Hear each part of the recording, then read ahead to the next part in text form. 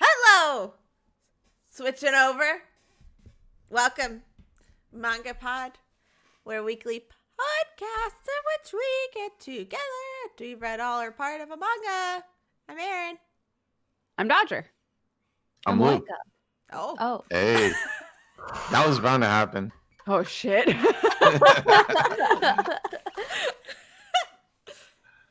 Ladies first, Moeka. Wow, thank you. Hello, I'm Moeka. And I'm Lou. Hello, everybody. We are MangaPod. Thank you guys so much for being here, hanging out with us. This week, we are talking Blood on the Tracks, chapters 1 through 32.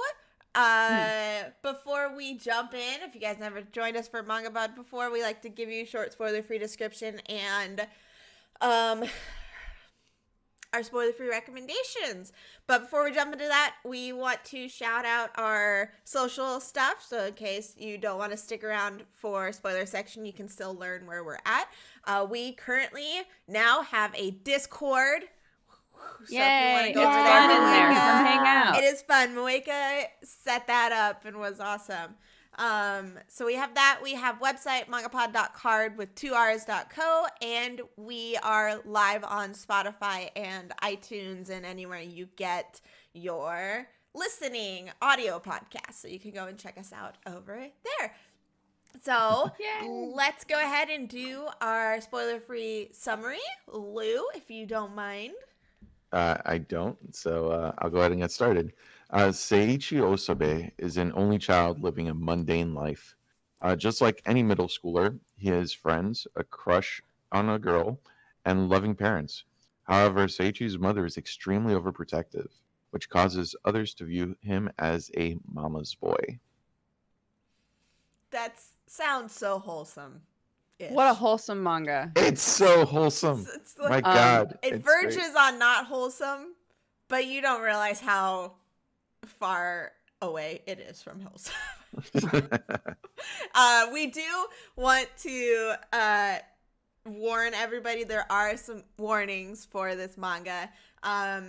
There are abusive parent-child relationships, manipulation, death, trauma, to name a few. There's, so let's go ahead and Approach cautiously. Very much so. Let's go ahead and do spoiler-free recommendations. Who would like to go first? I don't mind going first. Yeah, go for it. Go for it. All right, so I like this manga, but I also happen to be one of the people that likes Akane Hana, which is by the same mangaka. So I think it's pretty good. It's very uncomfortable to read, but that's entirely the point. Yeah. So I recommend it. Just as long as you go into it with an understanding that it's gonna be an uncomfortable read, I think that you'll get what you want out of it. Because not only is it a quick read, it does the whole show not tell thing really effectively. So definitely recommend this if you're into just really unnerving psychological thriller type manga. Yeah. I was gonna say something similar, that like would I recommend this to everybody? No, not necessarily. But what the mangaka wanted to achieve, they did it brilliantly. Like it's perfectly done. The discomfort is entirely intentional. The characters are just like a lot, but on purpose, right? And I think like the look into who they are and their behaviors is very spot on. I'm definitely want to read the rest, despite the fact that I was uncomfortable the entire time I read it. So take that how you want. But yeah, it's definitely a really interesting read, but you will be very uncomfortable from the get-go, from the start. Do you want to be gaslit? Yes. Do I have the manga for you? That's literally my recommendation. So if you ever want to feel like being that gaslit, this is the manga for you. It's like Sorry, I'm sorry. I was just like, oh, this is too good not to do it right now. No, do it. So, do I recommend this for everyone? No. But if you're into horror or like psychological thriller stuff, I definitely do recommend this one. It's so unsettling. It's like so serene. It's like calm before the storm, and it's such a bizarre like way to feel as you're reading.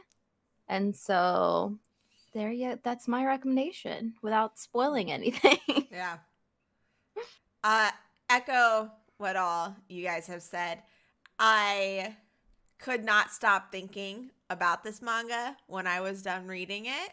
It'll just pop up and I get that same just it's so hard to explain, just gross feeling, and it won't like leave you alone. Very similar to after I read Uzumaki or some parts of Devilman Crybaby. There's this bizarre thing that it just sticks with you. And so like you guys said, I don't recommend it to I recommend it to a very specific group of people. So I can't say it's like a family manga at all. No. So No. despite what the summary may make it sound, it's not for everybody. Yeah, I think that is a good way of putting it. It's one of those manga that you're going to find yourself thinking about a lot after you've read it, and not always in a good way. So yeah, but again, you know, there are plenty of people who watch movies and read manga and watch anime like that, where they're like, I love that this stuck with me. I love that this made me think about it a lot and like analyze why I'm thinking about it so much. And like, it's one of those for sure. Yeah. Cool. Do you guys have anything else you'd like to say? Otherwise, we'll jump into spoiler section. Oh, bye, Moeka. Bye. Look, your tea is on screen now. Oh, what? Oh, no. Oh, no. They're gonna switch. Oh, no. Please come, Moeka, please come back in the right spot on Discord. Please come back in the right spot. Oh, no. Hi, my name is Happily. There we go. It worked. It worked. Aaron, look. Thank God. Like Discord like decided to update. What the heck? Discord's having a day so far. It is. Yeah, when we were doing pre-show, mine kept all of the cameras were glitching and occasionally audio would drop, and Erin was doing a bit and I didn't realize it was a bit. I thought she was just making weird fucking noises. So, you know, that's where we're at. This is still better than Skype, though. Oh, yeah. Yeah. That's true. 100%. So, anywho, let's not get started on my Skype feelings. Anyway, okay, 5. This is your chance to leave. Oh, yeah. If you don't want to be spoiled. Oh, yeah. I was just demonstrating that you could just leave now if you didn't want to be spoiled. Like, it was she incredible. dedicated herself as an example. Well, because I'm not that actor. Yeah, this is your opportunity to peace out. If you heard all of this and you were like, that's interesting, or wow, that sounds like it'll make me feel really gross, I actually don't want to hear any of this. Either way, whichever side of the spectrum you're on, this is your opportunity to leave. So we're talking about, as far as I remember from our conversation, like the first half of this manga, pretty in depth. So, and then we ask once we get to spoiler section to not spoil anything past what we read, chapter 32. So just to give you guys a warning on that as well. So yes, 5, 4, 3, 2, 1. Mom is Satan. Mom is yeah, literally. What a good switch up. I loved it. There is no God in this manga. There is no God in this manga. There is no one who constitutes as a god in this manga. Oh my God. There's no pure. Actually, there is a pure. Poor little say. Our sweet boy. Our sweet boys. Okay, so let's start with the question that we always start with. What were you guys expecting going into this manga? I'll go. Do it. I didn't expect the mom to actually kill anybody. I thought it was going to be just like from beginning to end, just manipulation and like, you know, like a traumatic, creepy, potentially like overtly gross relationship between a mom and a son.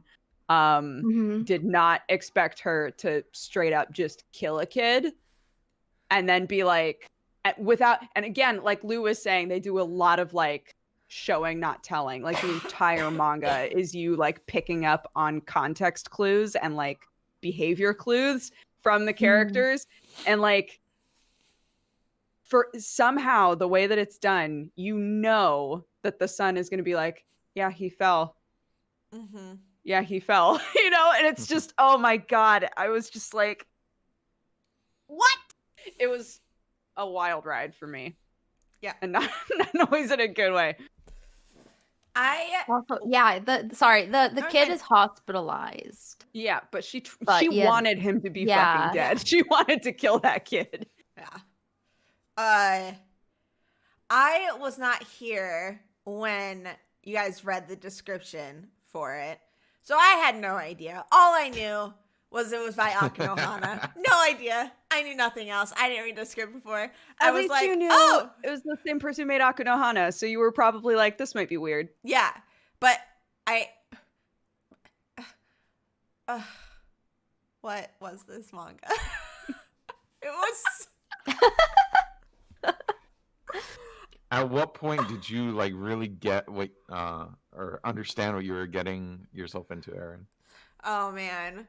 Was it when he was a little boy and he saw the dead cat? I Because feel I think like that was a nice little like warning. You mean the very beginning? I feel like literally the first thing that happens in the manga. When it switched to showing the cat had been killed, not by the car, like something had happened to that poor little kitty cat. I was like, oh no, the mom did that. How is it going to escalate? That was when it was literally beginning where I went, it's going to go worse from here, but I don't know how much worse. And then it just kept going. She is so fucking creepy. Mm-hmm. Wait, She's fascinating though. yeah. Like yeah. Sorry. No, you're we'll let fine. everybody else like do their. No, you're fine. What did you expect? I go next. I go next. Yeah, I was just like, oh, this will probably have like some creepy vibes. I didn't think she was actually gonna push the kid, so I was like super surprised by that. And then the cat pretty much was just when I was just like, wow, this is gonna be fucking weird. I'm very unsettled. And then I went and hugged my cat after that scene. And I was like, I love you. And so, yeah, I was just like, what the fuck? Yeah. So I was the person who kind of like suggested this manga as a potential read. And I went into it knowing that it was going to be a messed up experience, namely because I'd seen a video on it by Super Eye Patch Wolf that kind of sold me on the manga as being an unnerving horror. So I knew what the manga was going to be, but I didn't know much of the details. Because once I got to a certain point of the video where I was already sold on the manga, immediately shut it off, added to a doc of things I wanted to read on MangaPod. So once I started like really understanding the relationship between the mom and his son is where like the expectations of what I had for this manga kind of came to like really I guess it met my expectations where I expected it to be a weird relationship between the mother and the son, but I honestly expected it to get weirder than it was, especially with the initial tone setting. But did you expect it to get weirder in terms of her behavior, or did you expect it to get weirder in terms of like their I don't know how else to put this other than like their potential like sexual relationship? The second one. That's Yeah, I expected it to take that turn. I'm glad I it also didn't. thought that we would get more of that potentially, and I was honestly relieved that that didn't happen. Yeah. Yes. Mhm. Like I thought this could go maybe one of two ways. Either it's him like b- either it's what we got, which is him kind of allowing things to happen and being kind of submissive in the situation, or him actively trying to fight against what his mom is doing. And yeah, I feel like there's not much agency for the character right now. He's just allowing things to happen, which makes sense. I feel like that's a more realistic take on what would Absolutely, happen. I agree. So but yeah, so in terms like cycling back to my expectations, I got what I expected, and I'm glad that it didn't. I'm glad that it didn't go further than what I expected, because I feel like at that point I wouldn't have enjoyed reading it. Mm. Mhm. I meant to look it up and I didn't wind up doing it, but I'm curious to know, did any of you guys, or do you know whether or not it's a sign of trauma for someone's speech to get garbled? I couldn't tell if that was a real thing or not. I feel like it makes sense that it would be like a protective measure that the mind might just go, because it's hard to speak of something when an Right. unspeakable thing happens to you. Right. And so I feel like that potentially would be a real side effect. Well, I don't know if side effect is the correct Yeah. word. Just like a but sign of trauma. Yeah. Yeah. Yeah. So I mean, physical. sorry, Go I ahead. was just gonna I was gonna say I feel like it's definitely like a potential side effect of having like PTSD, Yeah. which Okay. in this case makes sense because this poor For kid is sure. like, what the fuck? I just watched my mom kill someone. Yeah. Or And then too. and then kiss me. It's like Yeah. Oh my yeah. god, yeah. To be honest, I was expecting that turn to happen a lot quicker. So Oh, really? the little victories. Yeah, that whole scene. Well, sorry. Erin, what were you gonna say? No, I was actually just going to go back to what you were saying about the mom being a really fast, because I agree that like she is so creepy, but she has there's a lot going on with her. She's not just surface level meant to be creepy and that's all we're getting from her. There's very obviously mental illness going on in there, and so it just watching what she does and what's going on, and especially from like when she killed the kid, that was like the turning point of there's something more happening with her. Like how is she viewing her son? Yeah. own And son. also like her like I don't know how to put this really, how it almost seems like there's specific moments, like high stress moments where she starts replaying like moments from her life maybe, or like um when she had the fight with her husband and then was alone in the room and like pretending there was a child there.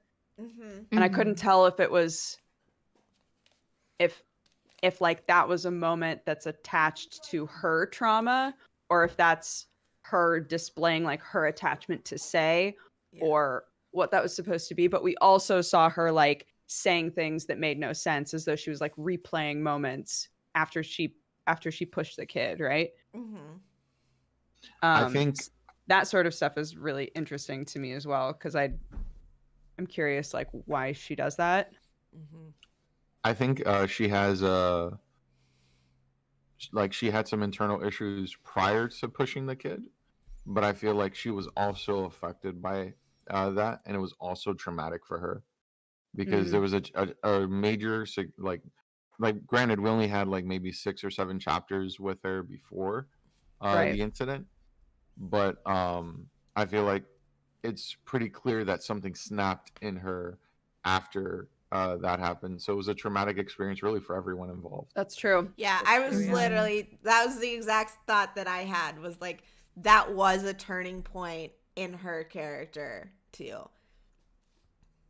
She was already overprotective, but now it's like gone past a barrier almost. Yeah. If she was killing animals before as well, maybe this is like the first time that she's sort of compulsively tried to kill another person.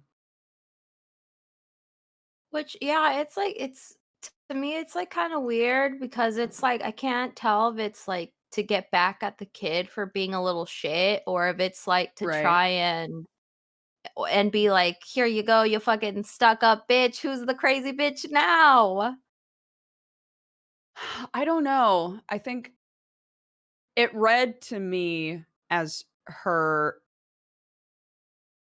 like, in a split second, having a moment of, if this kid was gone, then that's one less person to be like a bad influence on my kid, or like some kind of Mhm. skewed weird thing like that. And I think to build off of what you were saying, I think the fact that she was kind of made to feel insecure about her parenting style, because the entire time everyone is mocking her as being too overprotective. I Yeah. kind of Yeah. feel like that was the framework that led to that moment of, this kid is a threat to my son, and I need to eliminate that threat. Yeah, that was the moment when she like reached out to grab him, and everybody made, not like before the pushing part, right? When the two kids were next to the edge and she went to grab her son and everybody made fun of her. I was like, I would have done the same fucking thing. Are you crazy? Like, why is everybody making fun of her for this? Like, if my kid was right next to the edge and got like bumped on purpose by another kid, I would lose my absolute mind. Like, I Mhm. don't, yeah. So I think that she, is believably protective in some ways at the beginning. Finding out that she was so concerned that he was sad at school that she would literally just sit in class every day, like that sort of stuff is like, that might be too far. That's too far. Mhm. But moments like that where everyone would be like, "Oh, they're kids, they're fine." It's like, no. They won't be.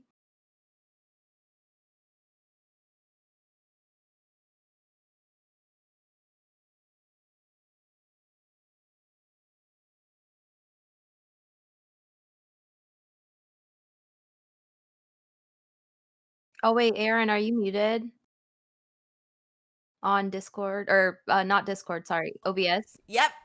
I blew my nose and didn't want anyone else to hear it, Oh. and then didn't want to talk anymore. I was like, how did that happen? They've definitely been able to hear you before this. I didn't want anyone to know about my nose. So I was saying that having the scene where she saves her son from being almost pushed over, and then having it very shortly later where the cousin, what was the cousin's name? It was also an S. It was name, an but I S. can't remember what it was. Yeah, I remember. So having the cousin on the edge again. No, Shigeru. Sorry. Shigeru. Yeah.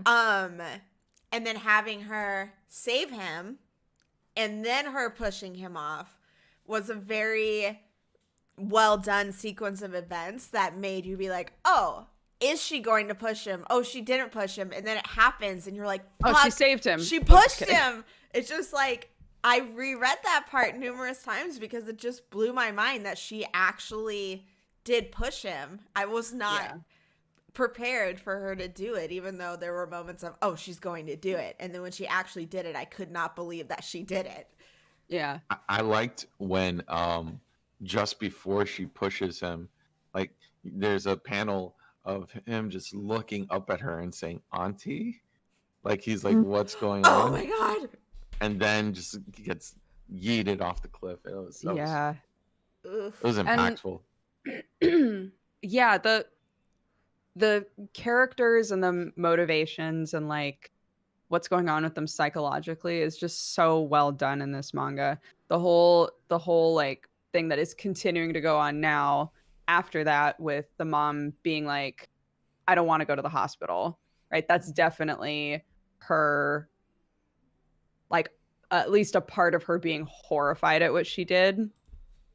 And like, yeah, that whole tension in their house of the husband, like, nobody blames you, it wasn't your fault, like, let's just go. You know, it's like starting to get really weird that you won't go to the hospital.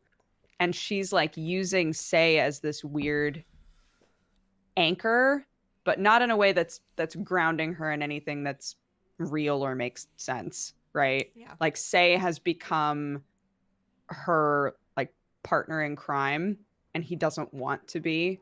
And I find that to be like a very believable, like, abusive relationship between a parent and child, of like, it's you and me. It's just you and me. You don't have anybody else and I don't have anybody else. So, right? And you just feel so bad for this kid, and it's summer break and he can't get away. And he Also, like, no, go ahead, finish. no, Sorry. go for it. I was gonna say, like, again, building off of what you were saying, Dodger, another like more evidence of that pattern of abuse was how she was isolating him from everyone else, specifically Fukishi, that girl that expressed interest in him, and the fact that she made him tear up that love absolutely letter. lost it. Yeah. That it's like actual believable representation of an abusive relationship. Yeah. That scene was so sad. I was so the like tension for me when she was in his room and the mom came home. I was like, yeah. fuck, Oh my she's god, gonna kill this girl. Like, Yes. I immediately was like, this girl's on her radar now. I'm so scared for her. It was terrifying. Yeah.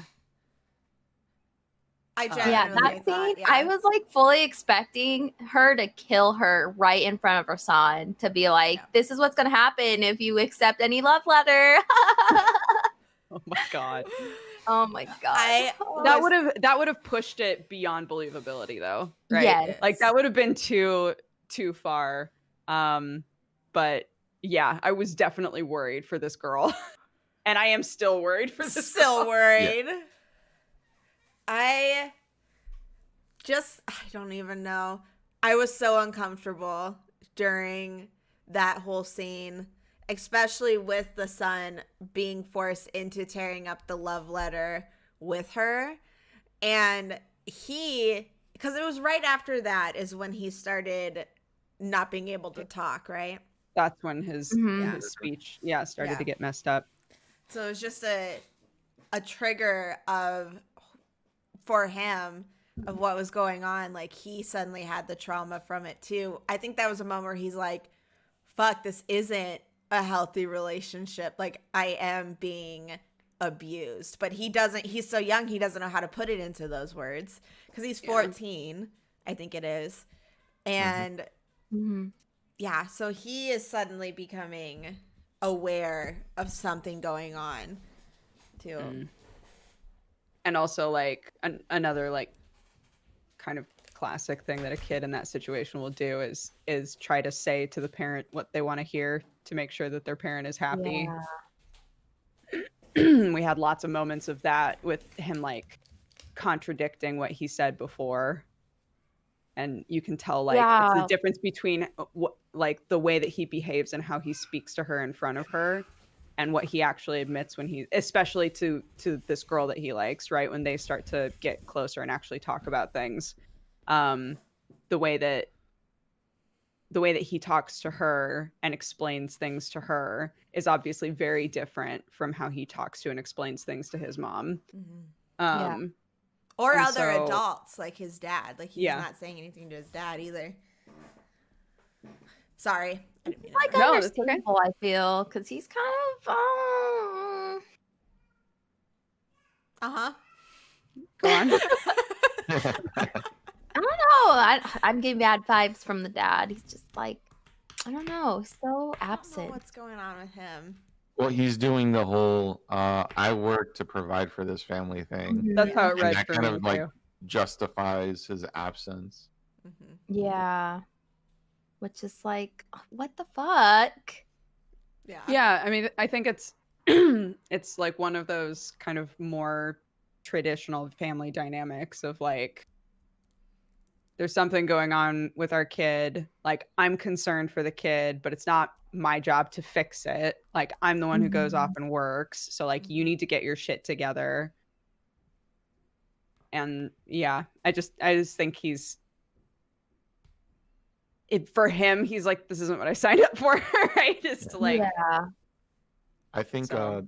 the scene that probably gave us the most insight into the relationship between the mom and the dad was the instance where our main boy goes to the back of the house and he's Mhm. eavesdropping, and how the mom is saying um, that she's alone and she's not really a part of the family, and how her life basically went to shit as soon as her son was born.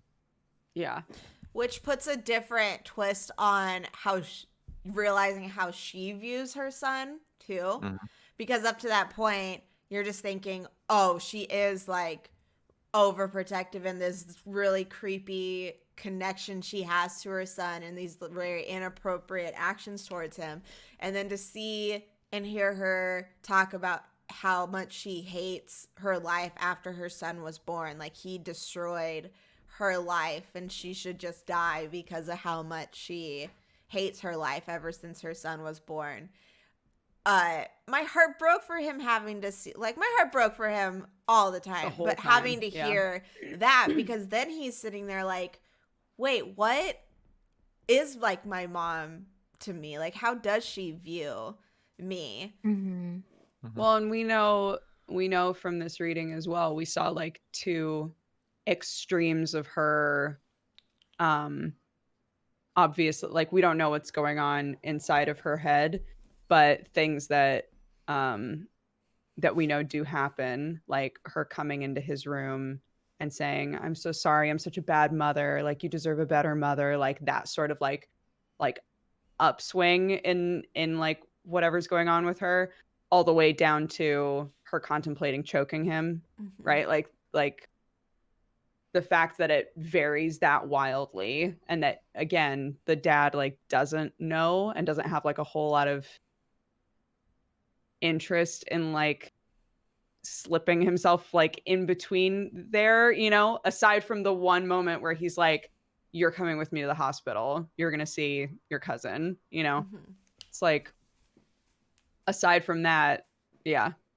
The one thing that in regards to like the strangulation that kind of didn't make sense to me is that there would have been some bruising on the neck, Mm-hmm.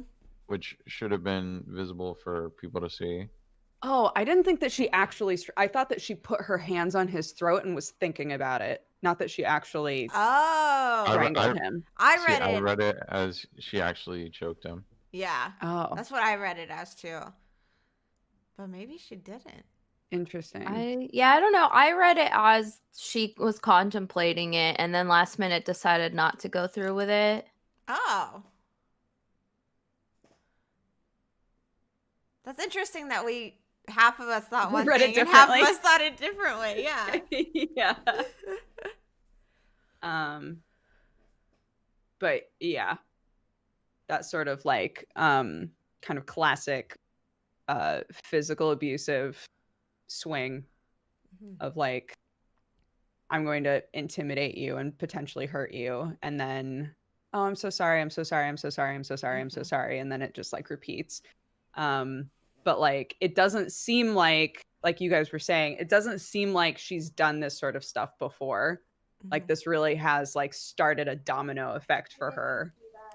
Yeah. But if she already from the get-go was having a lot of sort of varied feelings toward her son of either, I'm trapped here, you were a mistake, I don't want you, and then, but I'm very lonely and you're the only person in my life and I'm like obsessed with you at the same time, Yeah. then I guess it would be a progression that not that I get, but I don't know. It could Well, like I mean- studying it. Oh, Well, I thought maybe like that was what the cat incident was like a view into, was that it was like her like wanting kind of to kill her son because she felt so isolated because of him, and so her like outlet was to like do it to animals and because Right. they're like babies, they're like so defenseless and they need so much like help and care from someone else. And so I like, once she was just like, I fucking hate my kid, I wish she was never born, that's how I was like, my immediate thought was, oh, the cat, that's why she's like being a weirdo and Interesting. killing And them. that is a sign. I think it's sociopath. A very early sign of being a sociopath. Is killing animals. That's a Yeah. very early sign of that. So I'm wondering if it was giving a hint towards that, and the escalation of it happening after the cliff incident too.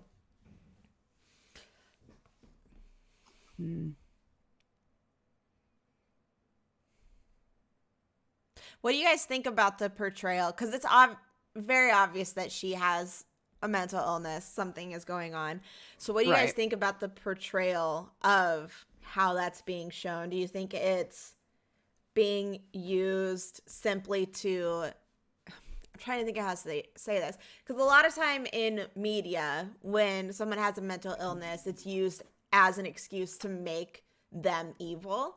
For like to make violence them, or to make them the villain. And so Right. how do you feel about the portrayal of it here? I feel like haven't- it's. I was gonna say that I feel like this is an example of them kind of just leaning on that mental illness to create a negative representation of the character, and it kind of makes me want or wish for better representations of mental illness in manga, where it's like less playing to the tropes associated with it. But that said, in terms of an instance in which um, the mental illness is depicted in a negative way, I think it does it well compared to other manga or other forms of media. But yeah, I would like to see a better representation, a more positive representation on people dealing with mental illness. I don't know if that exists in manga or not. I would, if it does, I would love for anyone to point me towards it. Yeah, what's that? Oh my god. That one. Like some people read Monogatari as the different girls are representative of different forms of mental illness, but Oh, I mean, I that's can't think of interesting. one off the top of my head. Yeah. And it's I hard don't know, I because... Merchants in felt like a like- Lion talked a lot about like depression. Yeah, I felt like but- I read something else that dealt with it, but fuck, I don't remember now. If it comes to mind, I'll like put it in the chat. Cool. Yeah, Thank you. it's the culture in Japan too surrounding mental illness, I think, makes it hard to find it. But it's not even just Japan. Like Western media Totally. has the same issues too. Yeah. I think like for me the depiction of the unhealthy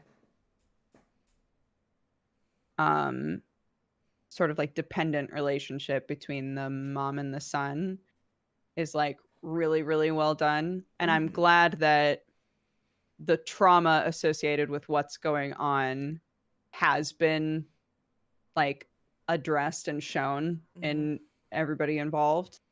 But yeah, I totally agree. Like it's not, it shouldn't be like the reason for her violence, and it What I don't know. I think works for it is because she is depicted as, you obviously know what she's doing is wrong. Like it's not excusing or glorifying it. And so like Lou said, she is a very interesting depiction of when the mental illness like isn't being treated or handled properly. Totally.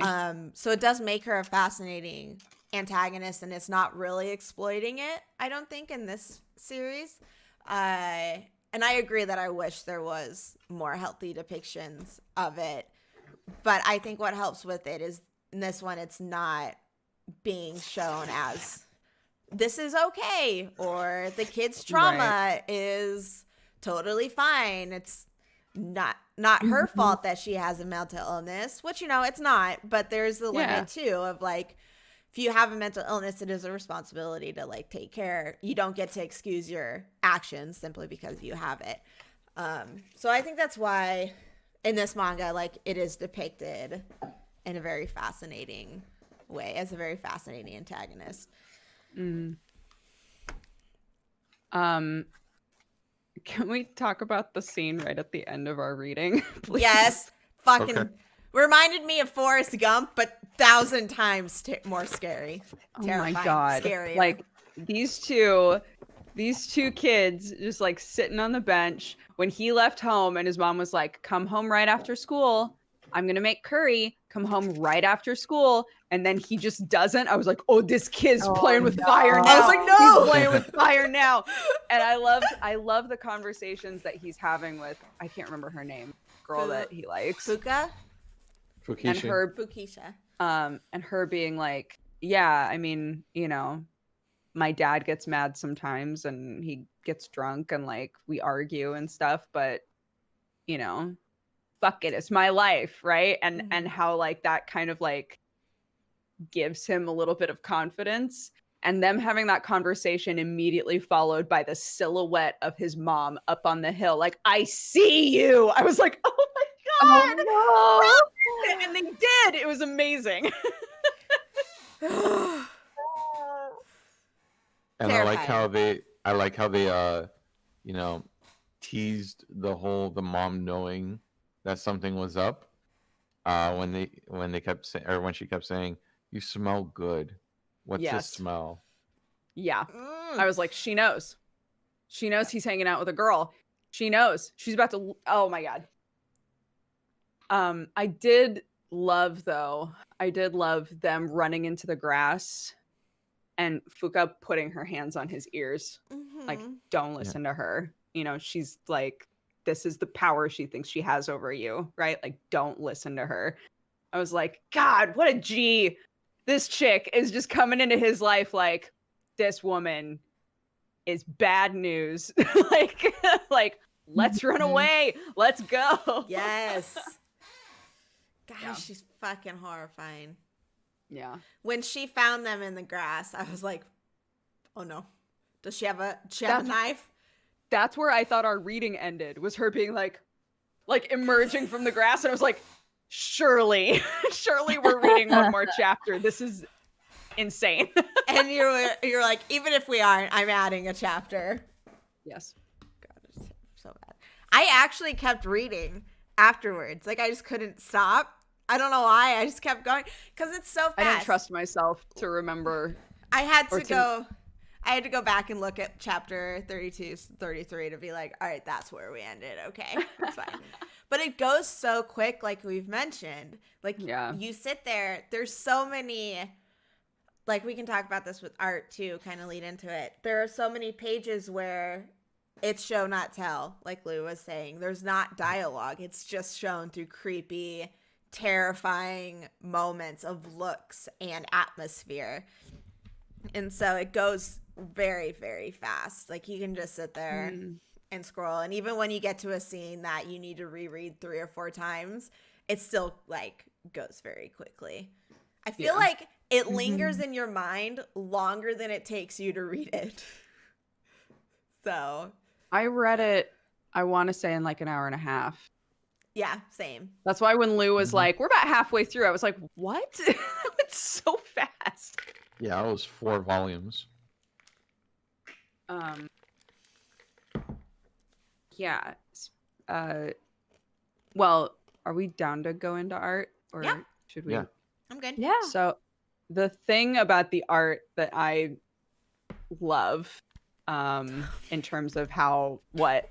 I just smacked myself in the face with my phone. I went to move it, and it just straight up just go on. Amazing. The thing that I loved was how the art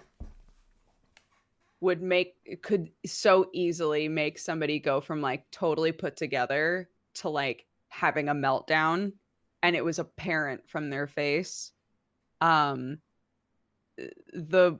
way that this mangaka does expressions is actually kind of incredible. Because the art, it just like changes ever so slightly, and you're just like, oh, what is happening to this person? Right? I think the thing that made me the most uncomfortable is when he couldn't speak very well, and when he would try to speak, his mouth would just keep going, like keep getting bigger. I was like, I hate this. It makes me so uncomfortable. But I get it was supposed to like show you that he's like desperately trying to say something and he can't get it out. And so his mouth just keeps getting bigger. Oh my God, that sort of stuff, like it worked so well to just make you like Yes. just like all the saliva and everything. Yes. It doesn't make things look pretty at all. No. Like the expression of when the cousin is in the hospital bed after the accident and the dad says, just be prepared for what you're going to see. And then we see the cousin and he's just like, looks so different from the happy kid that we saw up to that point. And I feel like the art does a really good job of conveying how tragic that what happened with that is. It's not it's nothing in this is meant to be pretty. It's not, and this isn't saying the art is ugly, but it's meant to show that what is happening is very ugly. Yes. Kind of like building off of that, you just kind of made me realize and appreciate that I like that the mangaka depicted the boy that fell as kind of being a little shit, but not an actual bully or threat, like physical threat to her son. Like there was no like provided justification apart from the little prank that he pulled, which was believable. He's just like believably mischievous. Yes. He's like he's not a bad kid at all. But bringing it back to the art, I liked like comparing this to Akunohana because I like Akunohana a lot. I own all of the volumes. I've read all of it, and I like the designs in Akunohana more. But I think in terms of conveying emotion, I feel like this is significantly more impactful. And I think that the art, a lot of it reminds me of Junji Ito, like in terms of like when he doesn't go into like the supernatural, like Junji Ito's take on No Longer Human. I feel like there are parallels there in terms of like how the art is handled. For sure. Yep. The way that like so-called madness looks on people is similar for sure. Moeka, do you have thoughts about the art? I really liked it. It's like it's done effectively. When it needs to be creepy, it like he nails it.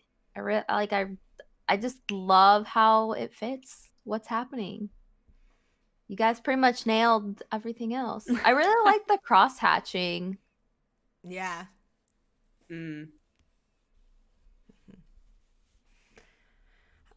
Yeah.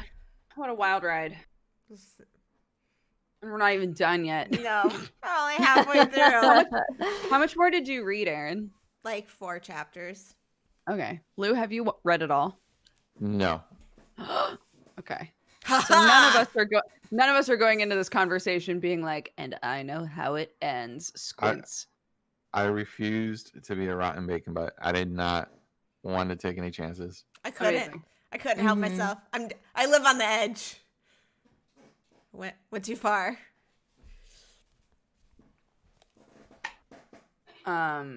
Cool. Yeah, wait, is it finished?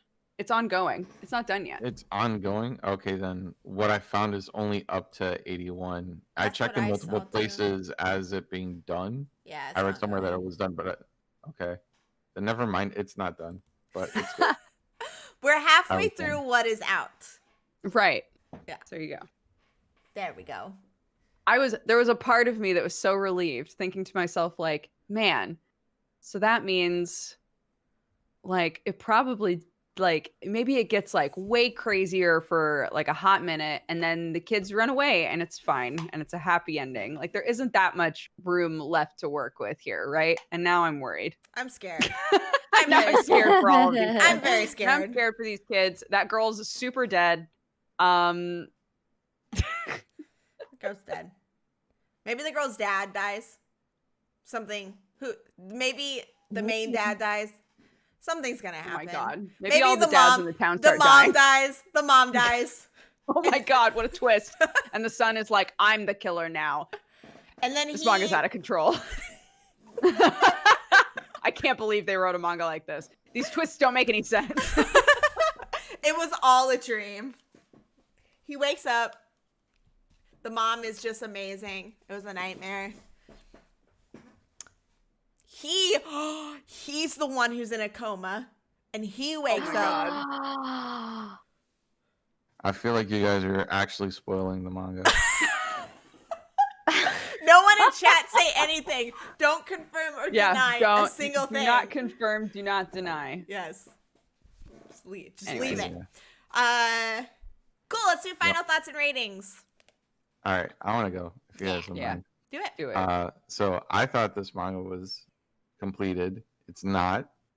So that actually plays into my feels for this, because if for an 8-volume story, which is what's available, right?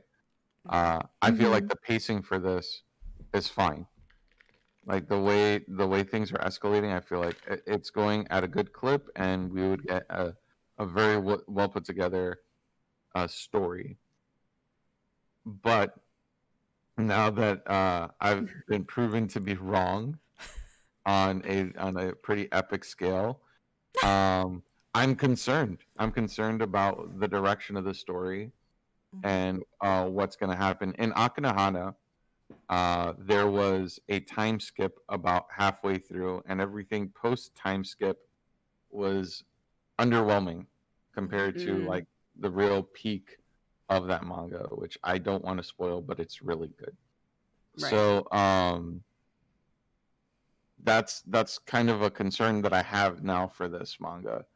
The art is pretty okay.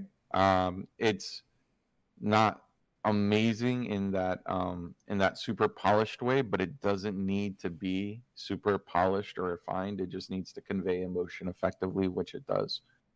And the mom is fucking like it's amazing. It is like super unnerving and super creepy, and I love it.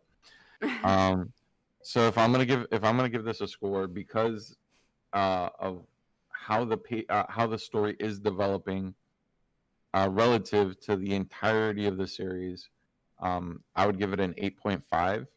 If we were at the midway point for the story, and like my original score was going to be a 9, so like I feel like my score was impacted by what could potentially happen to the story later. So it's definitely influencing my perspective of it. My child wanted to tell everyone that her cats are like nuzzling her. Aww. Everyone, I just wanted to say that Daria lives me. Well, you said it while I wasn't muted, child. I'm sorry. And I'm not muted anymore. I know. I can see the green box light up. Hi, bud. Hi. I hope you're doing well. And that they hope you're doing well. Thanks. Okay, now go away. So precious.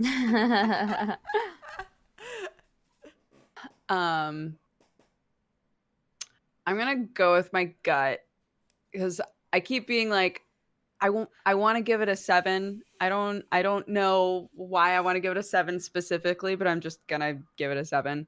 I think the pacing is fine. Yeah, I'm glad that with as fast as I read it, I'm surprised how many story beats I got out of it. I am really curious what direction it's going to go in. And I think that honestly, the thing that I find the most valuable in it is, number one, the expressions of the people and the way that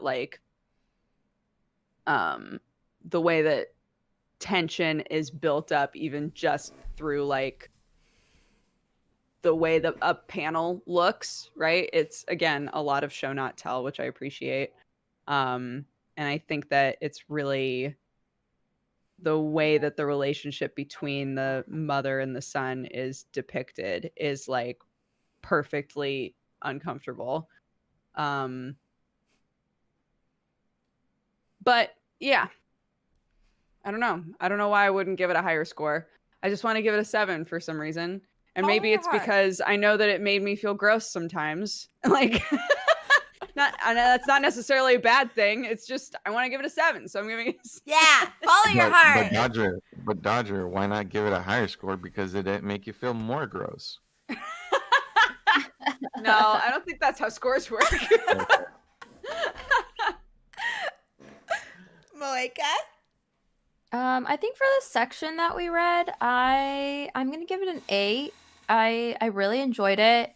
I was surprised by how quick the read was, and how like I don't know. I obviously I was left with like a really impactful impression since I felt really gross after a while.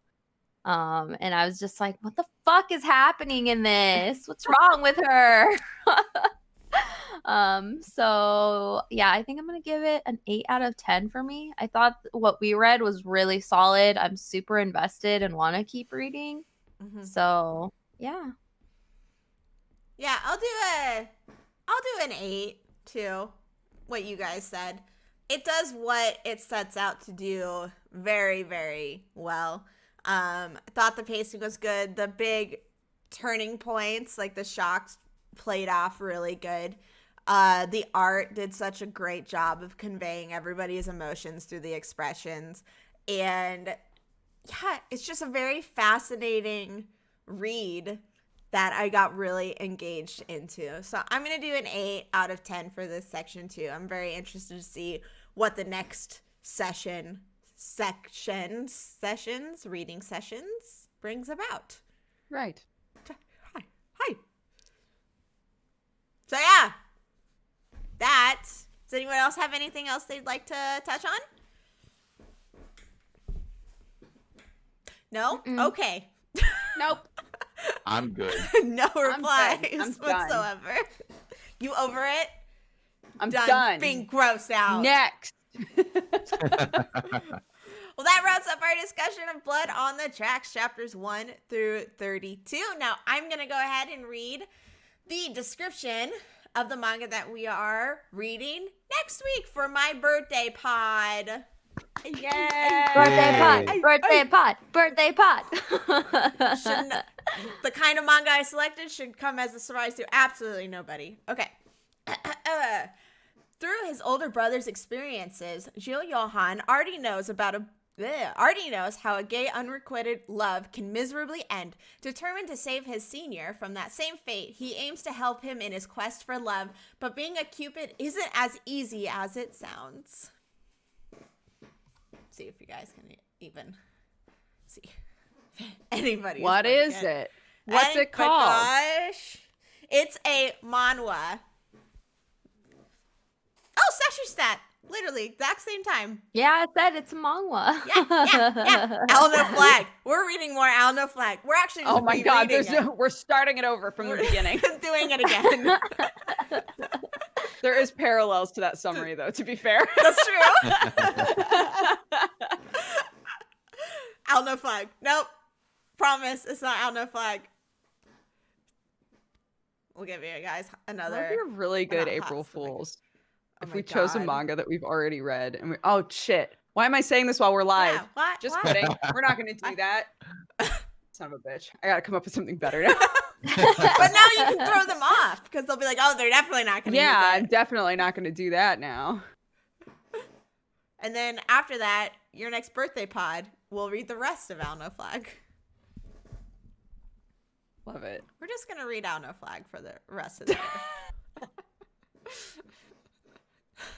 Every week is Owl No Flag. What's it called, Erin? It's called For Your Love. I love it. I love this Ooh. manhwa.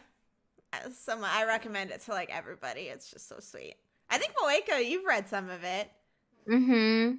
Yeah, I love it. I'm We're excited. reading chapters 1 through 55. I think, having read it like once or twice, actually I think I read it twice or thirds. I think the chapters go pretty quickly, but keep an eye on our Twitter and our Discord to see if we decide to go fewer chapters. So right now we're going 1 through 55, which is the entire like first season of it. But keep an eye on Twitter to see if we lower that at all. So cool. Should we go around and shout out our stuff super quick? Yes, please. Yeah. I'm Erin, a Happily Erin. You can find all of the MangaPods on my YouTube channel, youtube.com/happilyerin. I also have old anime reviews and stuff on there. I haven't been very active otherwise because I just finished my first book. Yay! I'm so excited about it. It's sent off to the editor for final look-see-throughs, and then next week I'll have an update on when all the Indiegogo rewards and stuff are shipping and then launch dates and stuff. I'm so proud of you. excited. Thanks, guys. So if you want to find more updates, you can find that on my Twitter and my Instagram, which are Happily Erin, and I also talk a lot about Thai dramas if you need any recommendations or need to get any feels out about those, come and chat. That's me. I'm Dodger. You can find me at Dex Bonus on pretty much everything. I stream almost every day. I'm super into TTRPGs more than I normally am currently because I'm in like 3 of them. So talk about that a lot. Yeah, it's some anime sometimes, some D&D sometimes, and some anecdotes about what it's like to have a toddler. So if that sounds like your jam, come hang out. You've been doing art stuff too. Been doing I doodles, and they're so cute. I finished that drawing. I'm trying to figure out how to upload it. I've never been able to figure out how to upload things from the iPad, so I'm trying to figure it out. But I finished it yesterday. I'm very happy. I haven't finished like a piece of art since I was like in high school, I want to say. Yay! It's wild. So yeah, I'm That's very awesome. excited.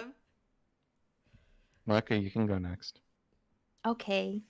Hello, I'm Moeka. I'm now a VTuber. If you like VTubers, come check me out. I stream and post pretty much at Mega Moeka for all my social medias.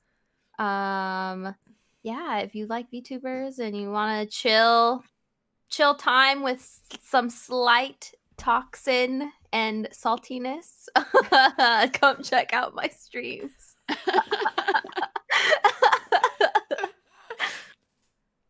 Cool. All right. My name is Lou, and you can find me on Twitter at LouTalksAnime. I think the last time I was on, I shouted out Bill, friend of the show, Bill Peppertown. Ah. This time I'm gonna shout out another streamer friend of mine. He's a variety streamer. His Twitch name is YoruStrix. Twitch.tv/YoruStrix. He's a variety streamer, good friend of mine. Also has an anime or a manga podcast that he does normally on Sundays, where they talk about the new chapters in Shonen Jump. Oh, nice. That's cool. Yeah. So they're super cool, and his community is really nice, and I highly recommend checking them out. I'll go ahead and I'll just toss that link in the chat. Perfect. And we're good. Cool.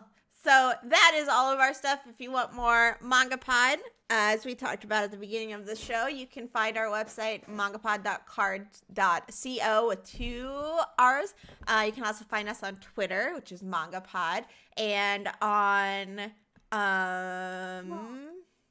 Spotify and iTunes and stuff. You can listen to our audio streams. also have a Discord now, which Moeka set up, and it's super duper awesome. So we'll post the link to that in chat. Oh, Arnar got it. So Arnar good. already on on it, bud. on it. So professional. I know. Thank you. So you can go ahead and join us. We talk about the manga and just anime and general manga chit chats, and it's super duper fun. So go ahead and join us on there. Otherwise, we are going to be reading For Your Love next week, chapters 1 through 55. And like I said earlier, if we decide to lower that, we'll post about it on Twitter. So go follow us over there. I think we just hit 500 followers on Twitter, which is very exciting. Yeah, Yay. Amazing. So thank you all so much for that. We will be here same time, same place next week, and we will see you then. Bye. Bye. Bye. Bye. Bye. Bye. Dee, dee, dee.